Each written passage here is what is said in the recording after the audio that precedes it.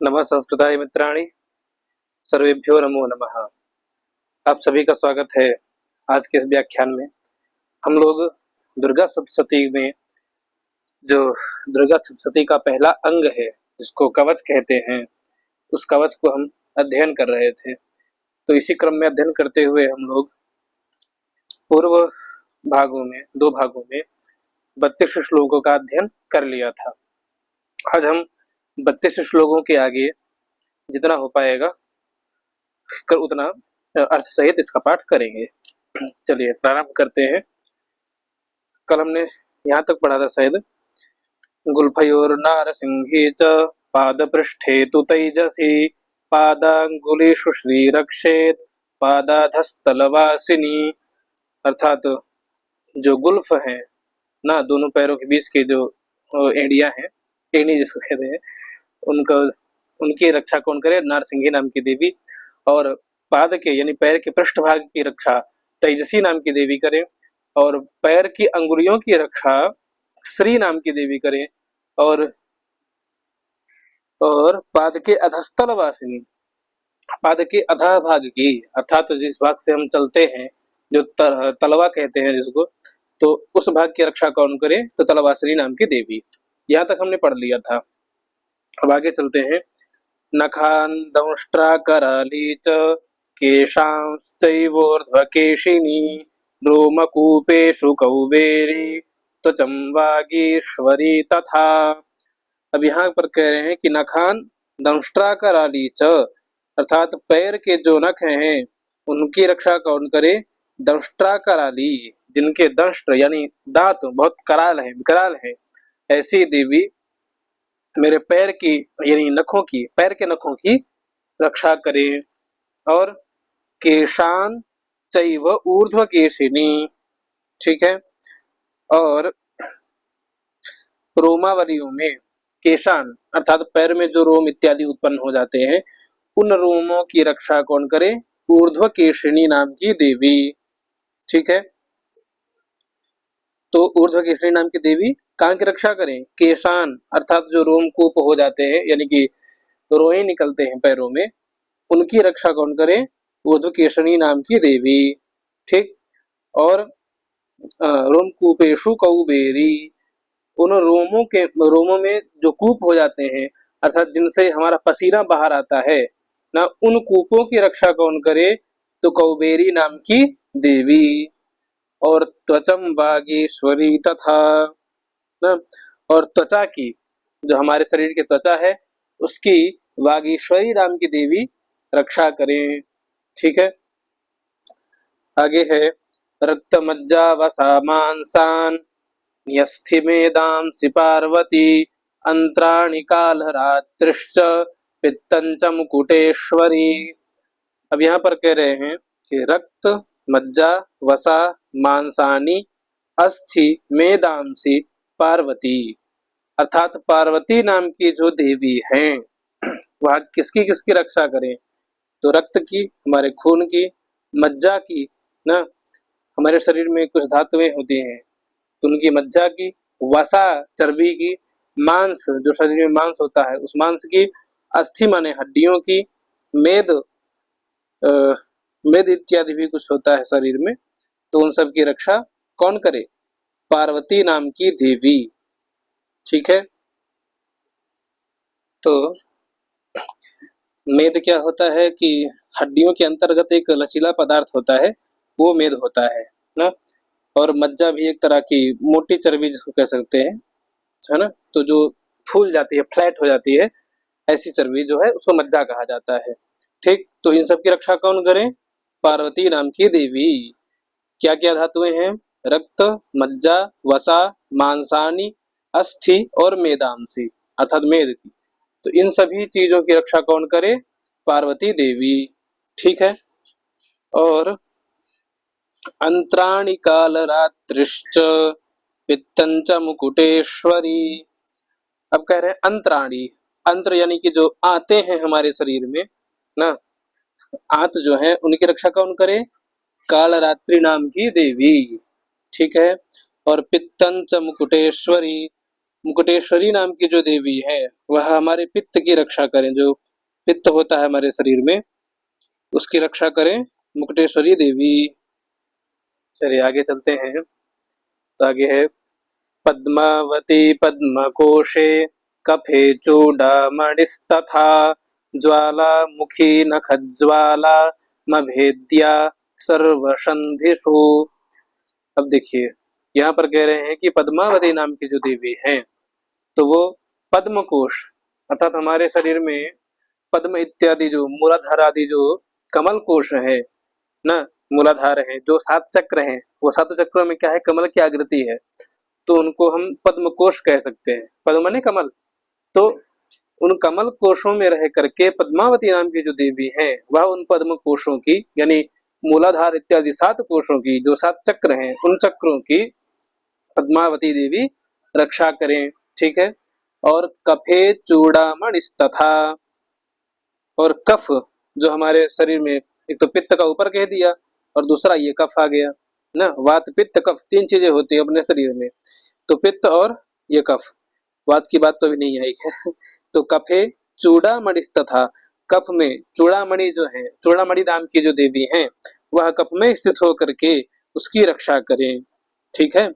कफ वो वाला मत समझिएगा, CUP कफ ये नहीं है ना। कफ यानी शरीर के अंतर्गत विद्यमान जो होता है उस कफ की बात हो रही है यहाँ पे। ठीक है। आगे है ज्वालामुखी नखज्वाला।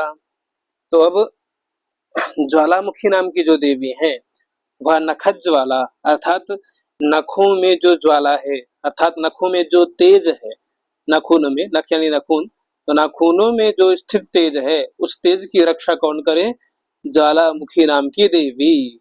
ठीक है।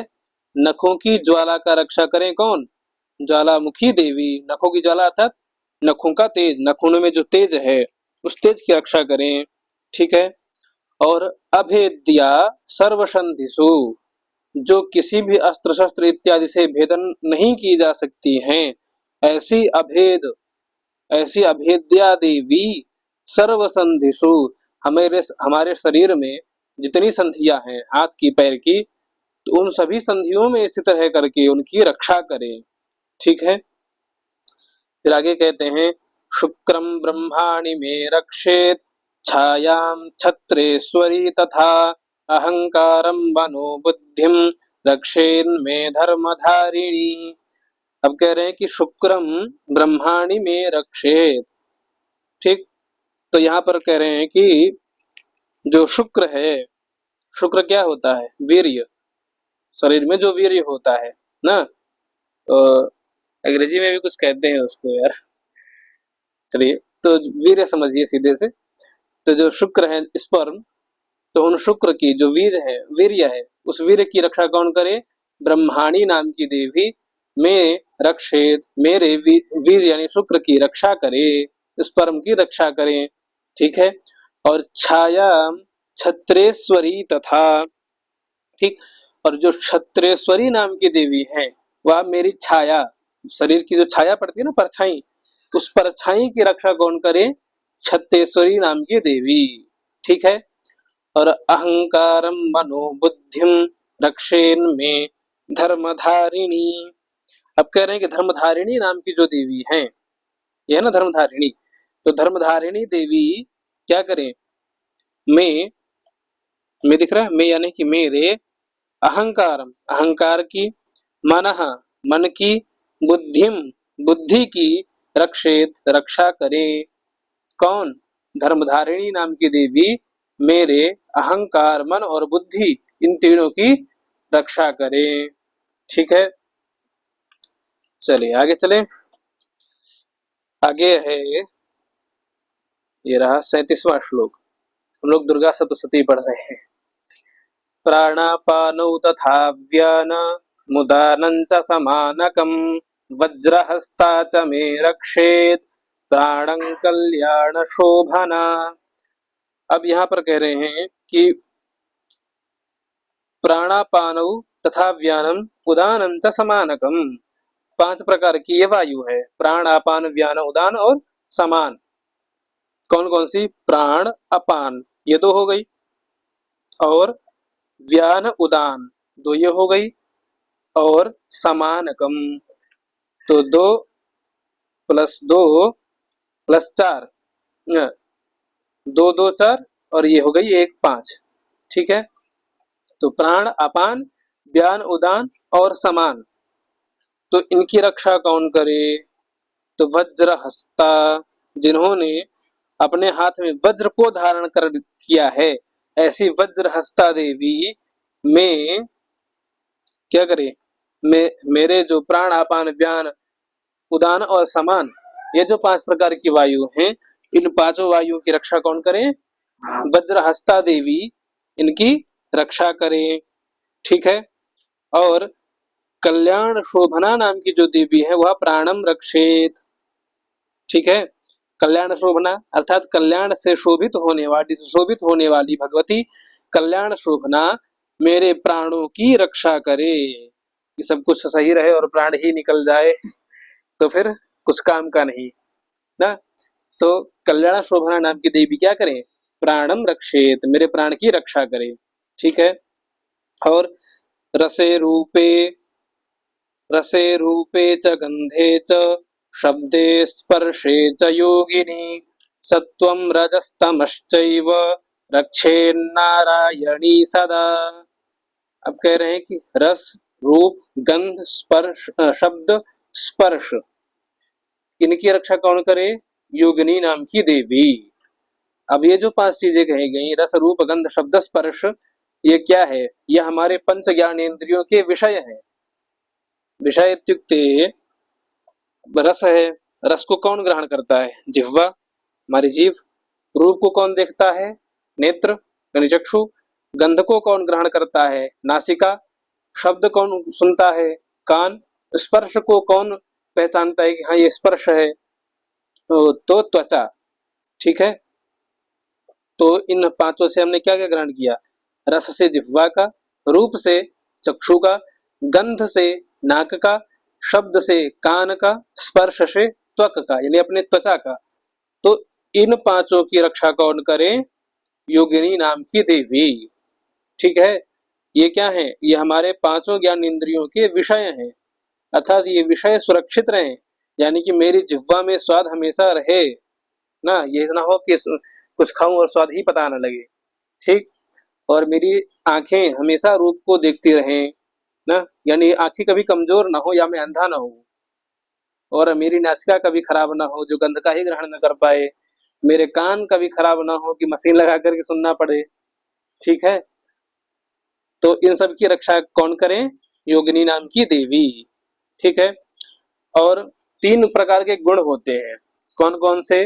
तो सत्वम रजः तमः चैव।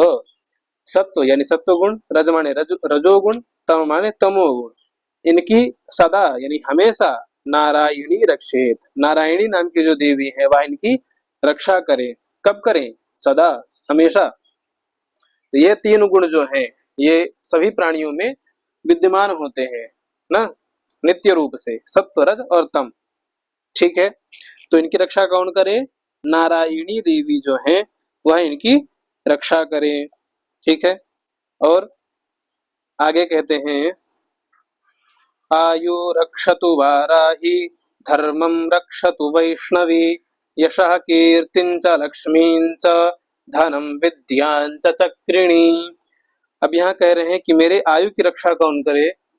तो वाराही आयु रक्षतु, वाराही नाम की जो देवी है वो मेरे आयु की रक्षा करें ना, मेरी आयु घटे ना।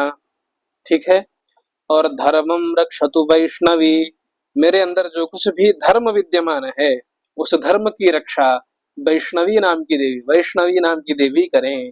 ठीक है, और यशः कीर्तिम च लक्ष्मीम च धनम विद्याम च चक्रिणी। अब यहाँ पर कुछ बातें ज्यादा हैं, तो अब यहाँ पर कह रहे हैं कि चक्रिणी अर्थात चक्रिणी नाम की जो देवी है अर्थात जो चक्र को धारण करने वाली है, ऐसी देवी मेरे यश की, कीर्ति की, लक्ष्मी की, धन की और विद्या की, इन 5 चीजों की, इन 5 वस्तुओं की रक्षा करे। कौन? चक्रिणी नाम की देवी जो चक्र को धारण करने वाली है। ठीक है, अब आगे कहते हैं गोत्रमिंद्राणि मे रक्षेत पशून् मे रक्ष चंडिके पुत्रान् रक्षेन्महालक्ष्मीर् भार्यां रक्षतु भैरवी। अब यहाँ पर कह रहे हैं कि गोत्रम इंद्राणि में रक्षेत, अर्थात मैं गोत्रम अर्थात मेरे गोत्र की इंद्राणी रक्षेत, इंद्राणी नाम की जो देवी है वह रक्षा करें।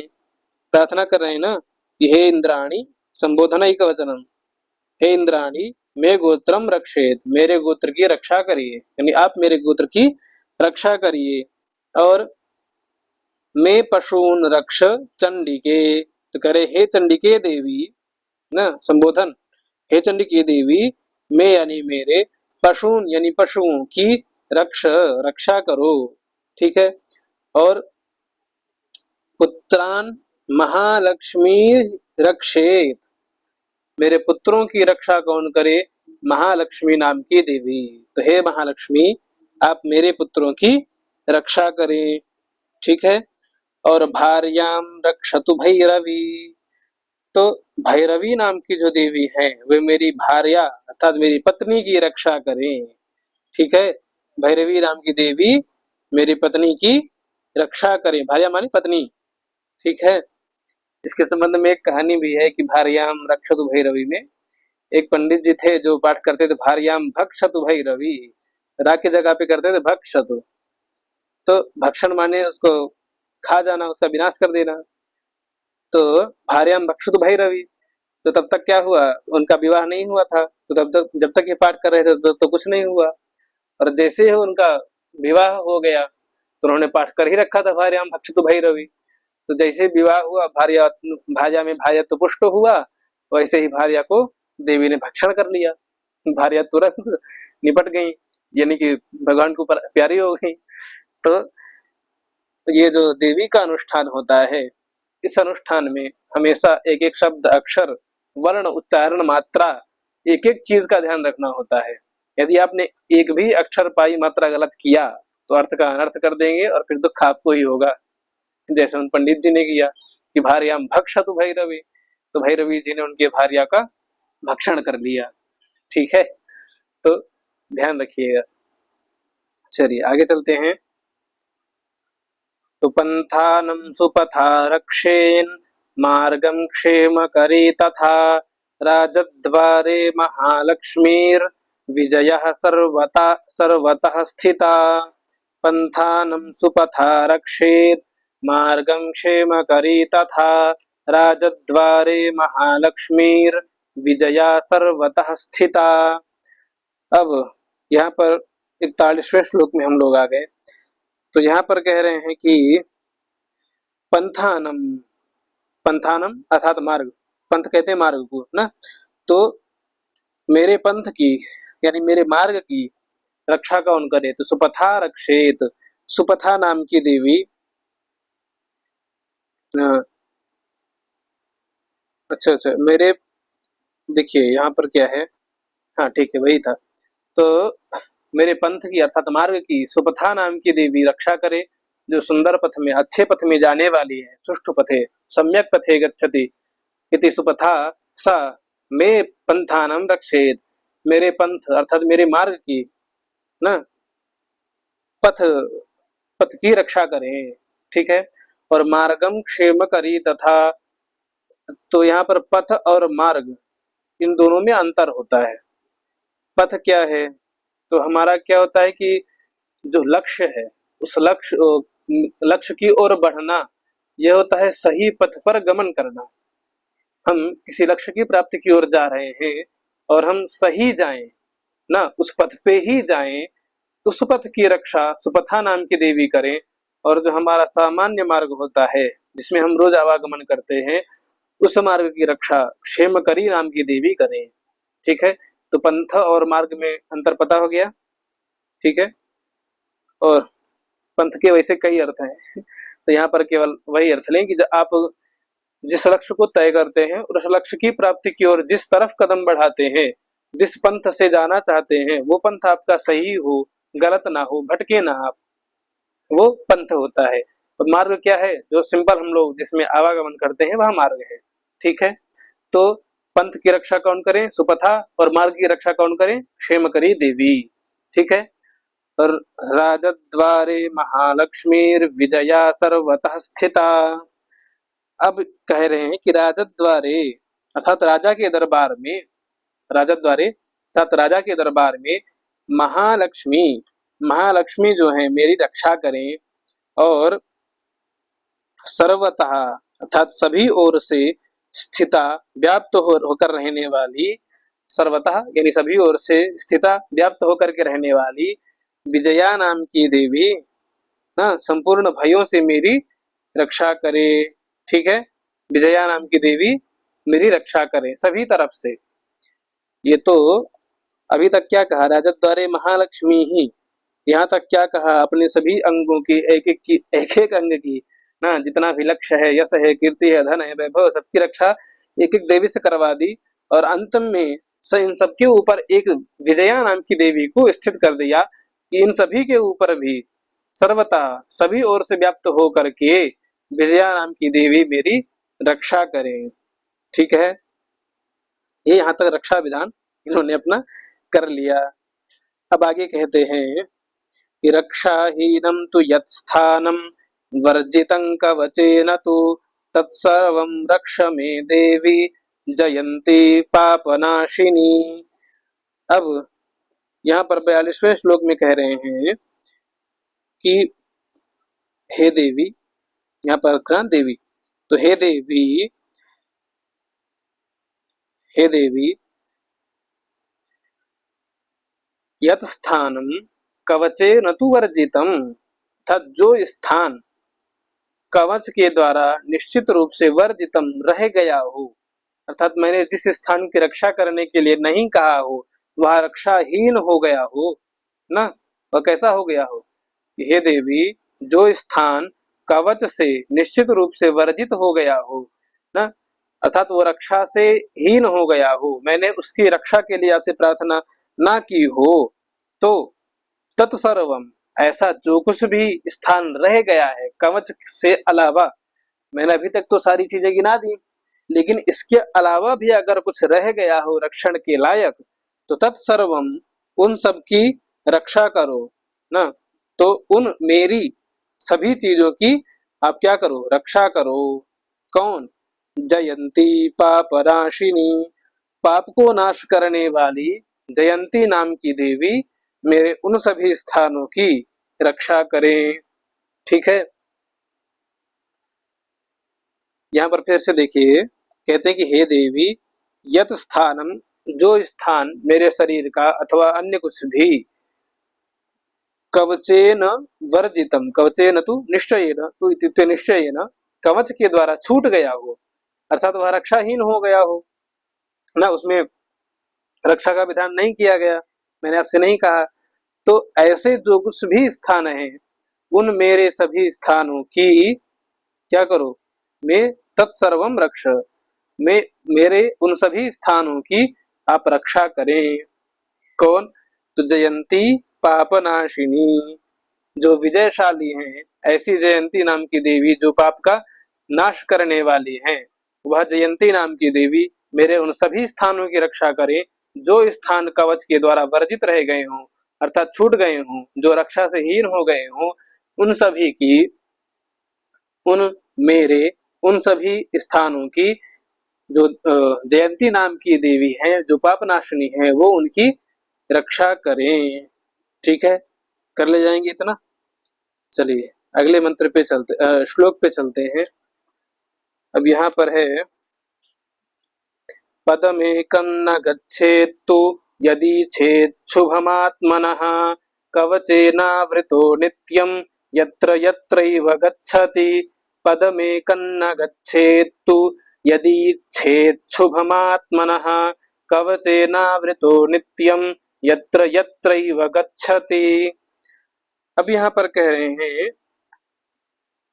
कि पदमेकं न गच्छेत, एक पग भी नहीं जाना चाहिए। तो माने क्योंकि कब? तो यदि शुभम आत्मनः इच्छेत न, आत्मनः शुभम इच्छेत, यदि, अब यहाँ पर ये एक शब्द है, इसको जब हम अलग करेंगे तो इसमें यदि, इच्छेत, शुभम, आत्मनः, तो आत्मनः यानी कि स्वयं का, शुभम यानी शुभ चाहने, शुभ, इच्छेत माने चाहने वाला, चाहने वाले को, एकम पदम न गच्छेत नहीं जाना चाहिए, एक भी पद नहीं जाना चाहिए। ठीक है, कहाँ नहीं जाना चाहिए, कब नहीं जाना चाहिए? तो कह रहे कि यदि, यदि कोई इच्छा कर रहा है, चाह रहा है, क्या चाह रहा है? आत्मना शुभम, अपना कल्याण चाह रहा है, अपना शुभ हो चाह रहा है कि मेरे साथ शुभ हो, तो वह व्यक्ति एक पद भी न गच्छेत, ना जाए। कब ना जाए, कहाँ ना जाए? तो कवचे न आवृतः, कवच से बिना ढका हुआ मनुष्य, ना, अर्थात बिना कवच के, जैसे अपने ऊपर कवच लगा लीजिए तो फिर क्या होता है, सामने कवच लगाइए तो आप हर एक वार से क्या होते हैं, बच जाते हैं ना, आपके ऊपर जो भी वार होता है। तो यदि व्यक्ति अपने आत्मा का यानी स्वयं का यदि शुभ चाह रहा हो, भला चाह रहा हो, तो बिना कवच के कहीं पर भी एक पग ना जाए ना। और कवचे न आवृतः नित्यम, कवच से आवृत होकर के यानी कवच से निवृत्त होकर के कहीं नहीं जाना चाहिए। और आवृत होने का, आवृत होने का एक अर्थ ये भी है कि कवच से युक्त होकर के, नित्यम अर्थात प्रत्येक दिन कवच से युक्त होकर के, यत्र यत्रैव गच्छति, जहां जहां पर वह जाता है, उसके आगे की बात आगे के श्लोक में है ना। कवच से आवृत हो करके यानी कवच से ढक करके, कवच का पाठ करके, कवच से सुरक्षित हो करके, नित्यम रोज, यत्र यत्रैव गच्छति, जहां जहां पर वह व्यक्ति जाता है, तो वहां क्या होता है, इसके विषय में हम अग्रिम व्याख्यान में यानी कल पढ़ेंगे। आज हम यहीं पर रुकते हैं। ठीक है, आगे कक्षाएं भी हैं, तो आप सभी लोग अंत तक जुड़े रहे, उसके लिए बहुत बहुत धन्यवाद। नमः संस्कृताय, सर्वेभ्यो नमो नमः।